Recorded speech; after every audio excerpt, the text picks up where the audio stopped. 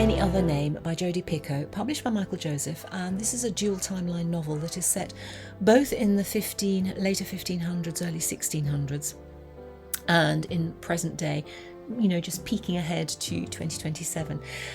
Back then, Emilia is a gifted playwright, and because she is a woman, she has no voice. She cannot get her plays heard. In the present day, we have Melinda, so notice the play of the letters of the two women's names. She also is struggling to get her play into, in front of an audience. And I think the author obviously has a real passion for, the role that women play in society. So she's done a great deal of research, in the Elizabethan period, which is full of, background play, the idea of what it's like to be a playwright at the Rose Theatre.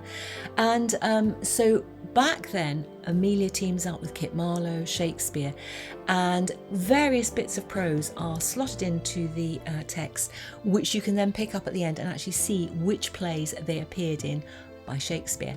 And so her theory is that, in fact, writing is a collaborative process. And so Emilia back then actually probably had a great deal of input into Shakespeare's work. Come forward, Melinda is struggling to get her piece submitted. A friend of hers who is a male actually submits her work, and it goes an awful lot further than perhaps it would have done on her own.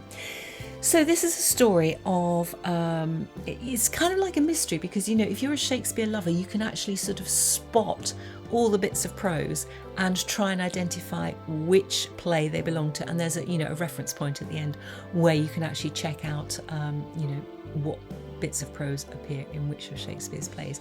So it's kind of like a mystery in a way, but it's also a very strong piece of writing about women's role in society. There's a great backdrop of things going on in both periods. So I think this is a very interesting, well-researched book. It can bang its message home a little on the strong side, because yes, I've understood what this is about, but overall it's beautifully written, and by Any Other Name, Jodi Picoult, one to look out for.